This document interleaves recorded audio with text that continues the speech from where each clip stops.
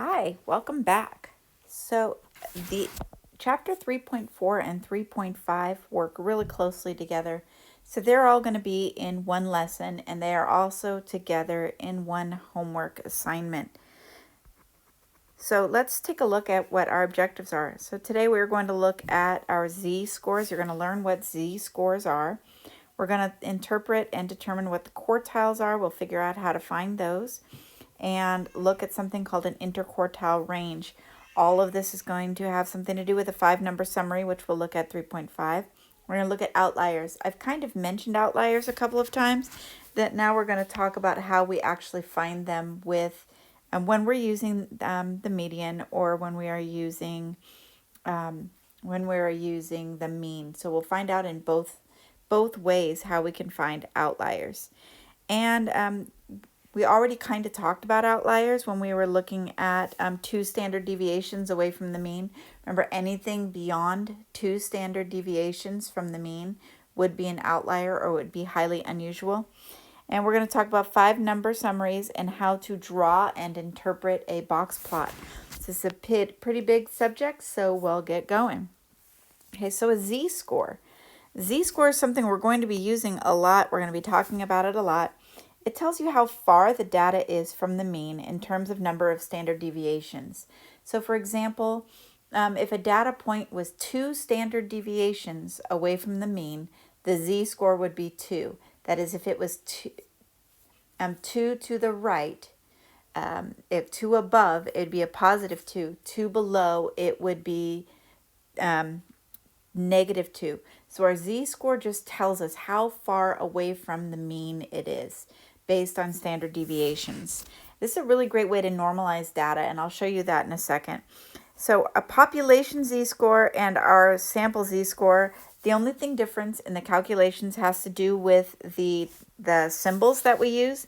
So for example, a population Z-score, it is X, so whatever your data point is, minus the mu, which is your mean, and this should say, divided by, and I just wrote that weird. So this, instead of saying divided by mu, I didn't notice that was wrong. It should be divided by sigma, which is your standard deviation. Same thing with the Z-score. So it'd be X, it's your data point, minus your X bar, which is the sample mean, divided by your sample standard deviation. Most of the time, all of this will be given to you. If it isn't, if you don't have your standard deviation or you don't have your mean, you can use your 1var stats on your graphing calculator. Now that you know how to do that, you don't have to calculate by hand. So let's move on. Let's use this. Oh, and the Z-score is unitless. So you wouldn't say like 2 miles. It's just 2. It is unitless. So your Z-score would just be a Z-score of 2. You don't have to put any units on it. Okay. So let's talk about using our Z-scores. So this is a really great way, as I said, normalizing data, so to see how unusual it is. So here I have that the mean height of males 20 years or older is 69.1 inches with a standard deviation of 2.8. The mean height of females is that are 20 years or older, 63.7 inches with a standard deviation of 2.7.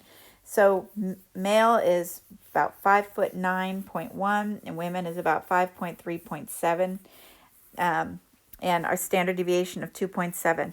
So looking down here, we want to know whether Kevin Garnett or Candace Parker, both of them are basketball players, which one is relatively taller. So obviously, Kevin Garnett is obviously taller than Candace Parker. Candace Parker is 76 inches and Kevin Garnett is 83 inches. However, we would generally expect most men, especially basketball players, to be taller than women. But we need to know who is relatively taller based on the data we have. So let's do some calculations here and figure that out. So first thing I'm going to do is I'm just going to find the Z-score. So I will do 83, which would be my X, minus 69.1. Divide that by my standard deviation. So this is a population. So I have X minus mu divided by my sigma. So this would be 13.8 0.9 divided by 2.8. So his z-score is approximately 4.96.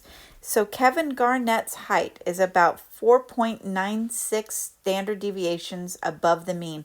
5 standard deviations above the mean. That is extremely rare. That is a very far outlier, because remember, 99.7% of all of our data is within 3 standard deviations above our mean, above the mean. So he's way out there.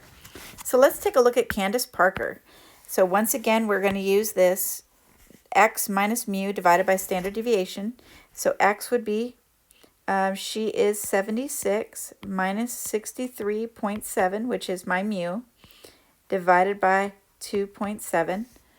So we have 12.3 divided by 2.7. So the z-score for Candace Parker be 4.56. So her height is 4.56 standard deviations above the mean. So now we can compare the z-scores. So what we did is we brought it down to the same scale. It's almost like doing a unit conversion.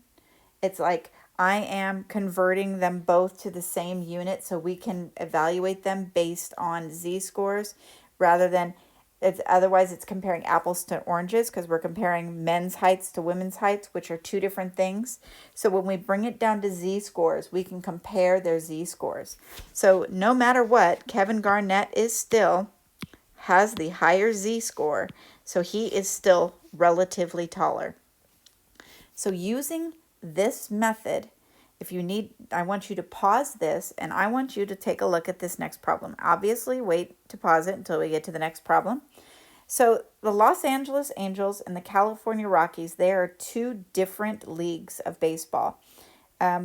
We want to find out which one had the relatively better run producing season. So the Angels scored 773 runs, and they're in the American League. The mean is 677.4, and the standard deviation is 51.7. So the Rockies, they're in the National League. They scored 755 runs.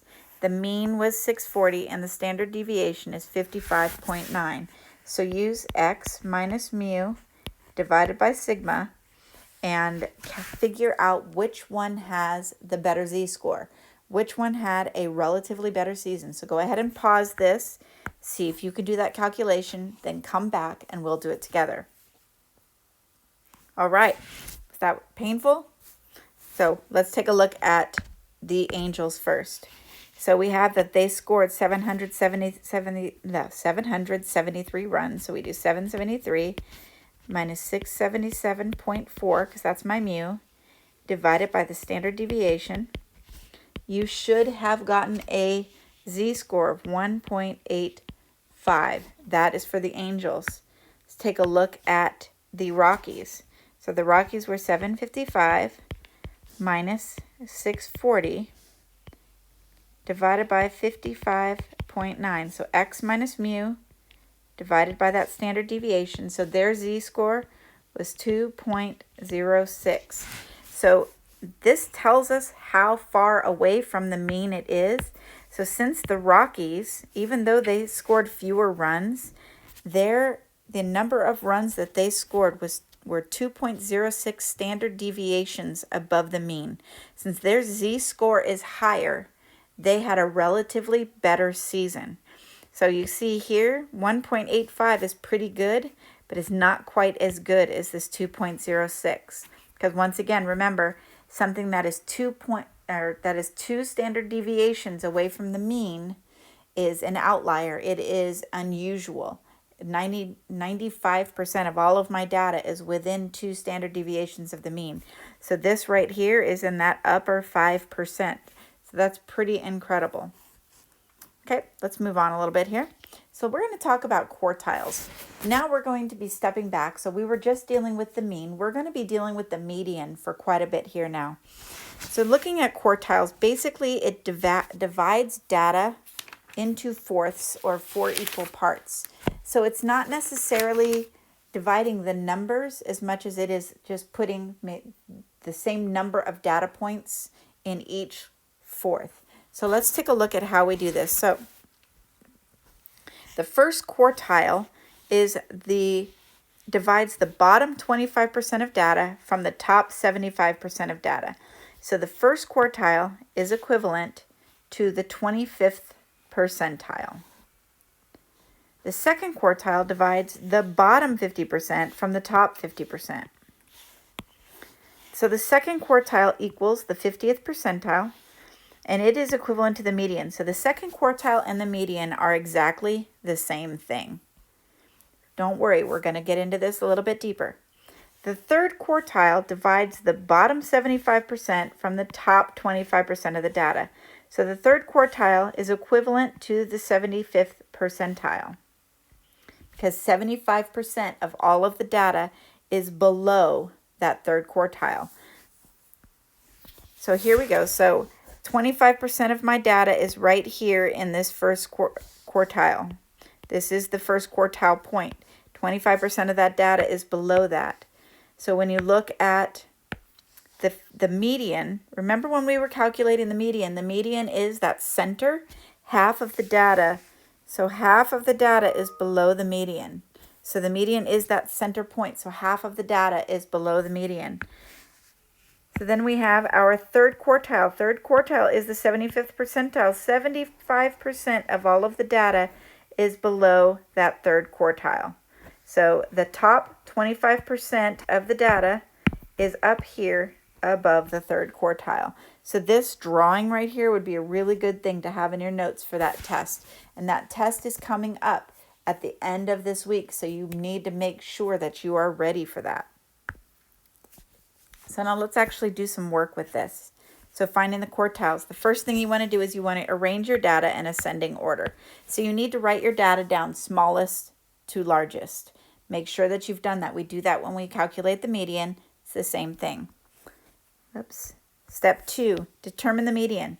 So the median, find that first, because once you split the top of the half of the data from the bottom half of the data, it's going to be easier to find your first and third quartiles.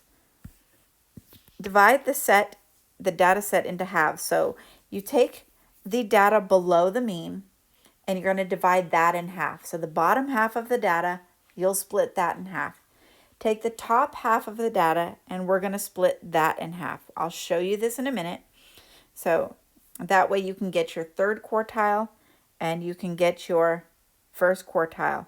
The quartile 1 is the median of the bottom half. Quartile 3 is the median of the top half. Don't worry, we're going to get into this. So here's an example. We are going to be using this data set over and over again.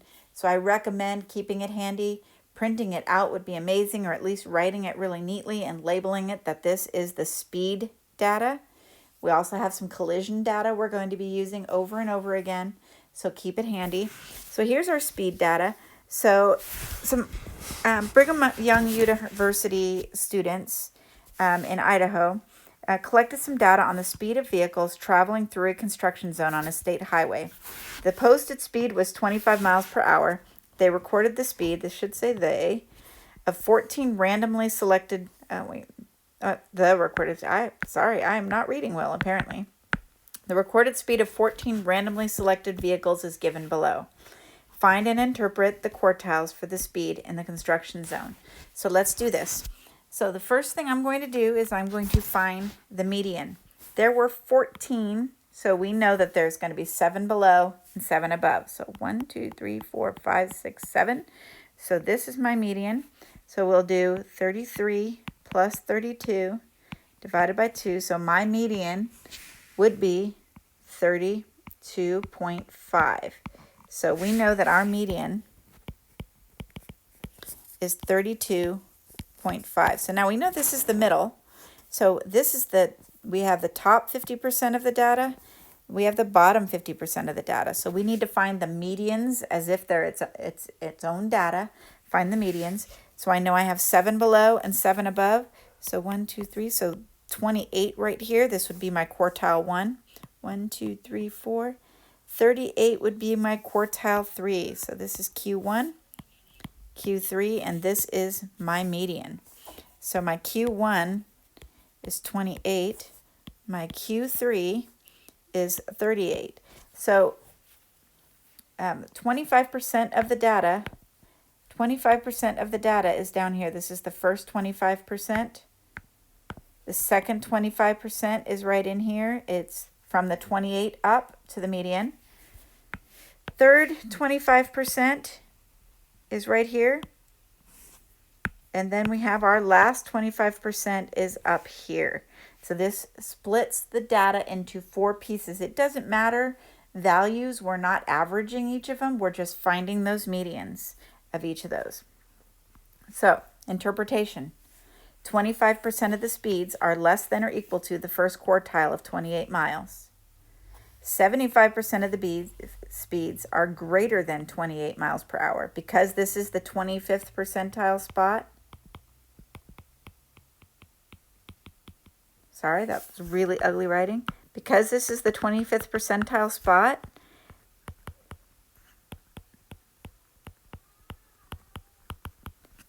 25% is less than or equal to, and 75% are greater than. So let's take a look at the second. 50% of my speeds are less than or equal to the second quartile. Remember, this is my median.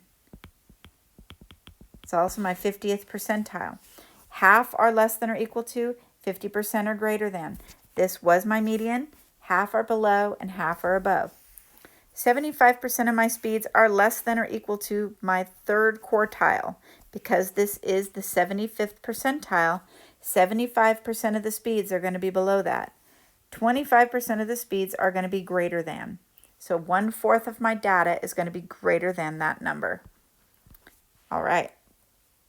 So now I would like you take this data. This is that collision data I mentioned. You are going to want to have this handy. So right now I would like you to take a second and pause this. Actually, I'm going to be really nice to you though, and I'm going to put this into order. I put this into, see, this was all random. I put it into ascending order. Find your median, find your quartile 1, and find your quartile 3. Pause this right now and find those, and then come back to me. Okay, I'm hoping you found that. Hoping you found the quartile 1, the quartile 3, and the median. So there's 18, these are 18 claims. So we know that there's going to be 9 below and 9 above my median. So I have 1, 2, 3, 4, 5, 6, 7, 8, 9. So my median, I'm going to find a better way to make this. So my median is going to be right here. So I need to do that math. So I do 1953 plus 1657 divided by 2. So my median is 1805. That is the median. Well, that was written wrong. Sometimes it's hard to write and, my median is 1805. So half of my data is going to be below 1805 and half of it's going to be above. So now I need to find my quartile 1, and my quartile 3. So remember I had 9 below the median and 9 above. So I just need to find that center one. 1, 2, 3, 4. So this right here would be my Q1, 735. 1, 2, 3, 4, 5. This would be my quartile 3. And apparently I can't write. 4668. So because I have 1, 2, 3, 4 data points above the 4668. 1, 2, 3, 4, 4 data points below that and above the mean. And I have 1, 2, 3, 4 between the mean and the 735. 1, 2, 3, 4 between the 735 and the bottom. So this is 25% of my data. This is 25% of my data. 25% here and 25% down here. Hopefully you were able to find all of those. Make sure you send me an email or a message on my Open Math if you're confused. Let's take a look at, I'm going to jump back for a second. We're going to talk about the interquartile range. Guess I'm not jumping back. Interquartile range, gives me the middle 50% of my data. So it is between quartile 1 and quartile 3. It's the middle 50%. So I take the Q3 and subtract Q1.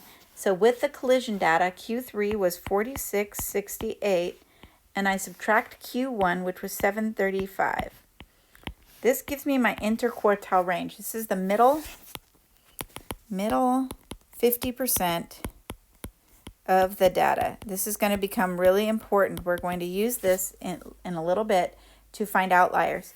So I'm going to take this right here, and that answer, my interquartile range on this is 3933. So that is the middle 50% of my data, represents $3,933. It is that middle right there. It is the difference between quartile 3 and quartile 1. This is my interquartile range. We're going to use this in a minute to find our outliers. So make sure that you remember IQR. IQR is interquartile range. So take a second here and go to the speed data, back to that speed data, and find your interquartile range. Remember, on the speed data, my quartile 1 was 28 and my quartile 3 was 38. So pause this for a second, find that interquartile range, and come right back. Okay, so as I said, quartile 3 was 38, quartile 1 was 28. So we do 38 minus 28, and my interquartile range of the speed data was 10. So what the IQR does, and let me see if it can, the IQR tells us how spread out our data is, kind of like a standard deviation, but it's using a median instead of a mean. So when we're trying to figure out how spread out our data is, we use the interquartile range if we're talking about medians. Okay. As I said right here, the range of the middle 50% of the speed of cars is 10 miles per hour. All right. So suppose there was a 15th car that traveled through the construction zone at 100 miles per hour. Want to see how this impacts the mean, the median, the standard deviation, and the interquartile range. This is just showing you why we use the median. We talked about it before with skew. Remember, we were talking about if it's skewed right or skewed left, that we use the median. I want to show you what's going on with our interquartile range as well. So the 15th car went 100 miles an hour through the construction zone. Hopefully somebody stopped that guy. Without the 15th car, so here we were with our data before. We had our mean. This is the original data. Our mean was 32.1. Median was 32.5. If I calculated the standard deviation, I would get 6.2. The IQR, as we calculated, was 10. Now take a look with that 15th car, so that 100-mile-an-hour car. My mean, look at the difference. It dragged it. It definitely skewed it. My mean is now 36.7. It jumped 4.6 miles per hour. My median barely moved. Now it's 33. So it barely moved. See, now my mean and my median are not close to each other. Standard deviation, look how that changed. The standard deviation is now 18.5. My data, according to that, because of that car, it spread it way out, and my standard deviation now is huge. My IQR barely moved. It's only one difference. My middle 50% of my data is 11 now. So you see that one car threw all of my data off when I used the mean and the standard deviation. When you're using the median, that one outlier, that one crazy fast car didn't change a whole lot. So taking a look down here, this is basically what we were looking at last week. So if the shape of the distribution is symmetric, we use the mean and the standard deviation. If it is skewed left or right, as I said before, we use the median, and we're going to use the interquartile range to see how spread out the data is. When we are using the median, we only look at the middle 50% to look how spread out the data is. We use that interquartile range.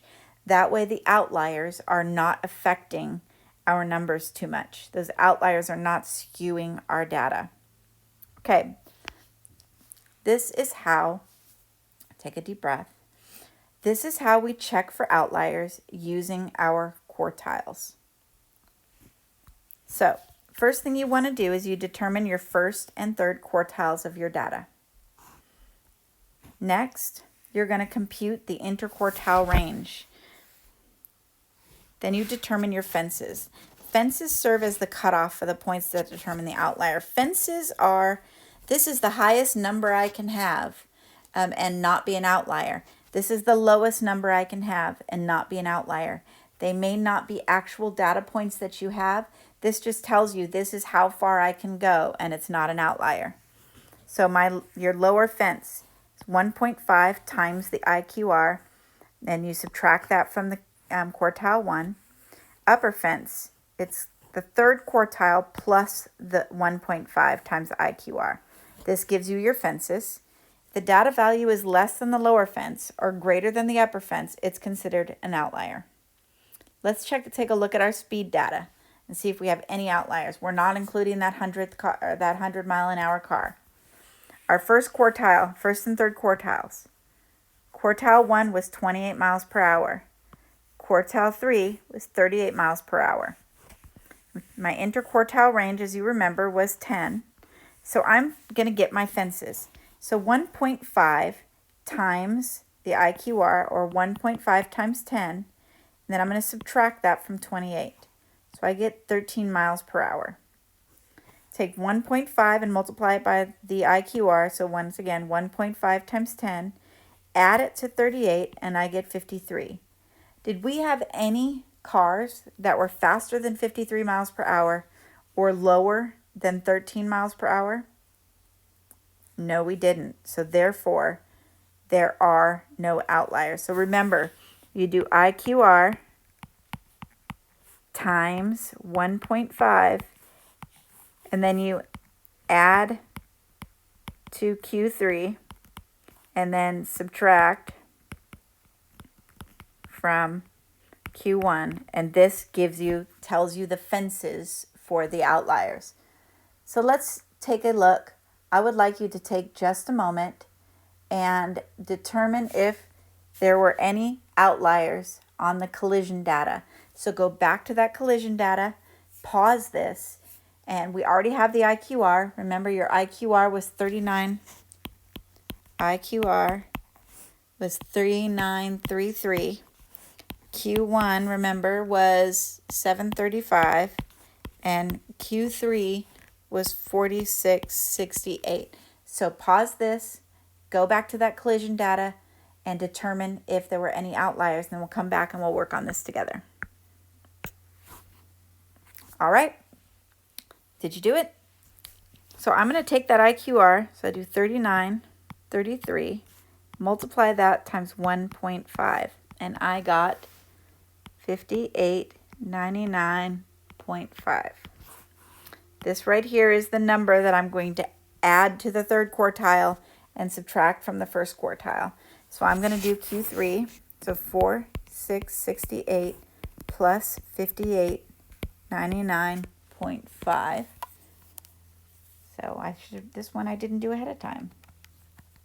5899.5, and that gives me 10,567.5. So this was my Q3. Q1, 735 minus 5899.5. This is going to give me a negative number, and none of my numbers were negative. So I'm not even going to worry about this. I'm just going to cross this one out. We know that we don't have any lower outliers. However, take a look at the data. Taking a look at the data, I had one number that was higher than this, 10,567.5. I have one number higher than this. So we do have one outlier. So 21,147 is an outlier. This is higher than my upper fence, because my upper fence was at this. This is my upper fence. This number is higher than my upper fence, therefore it is an outlier. That means it's extremely unusual. So because this is getting long and the next stuff is really important, I am going to stop this video right here, and then we'll come back and we'll talk about 5 number summaries and building box plots. So the next video, part 2, will be 5 number summaries and box plots.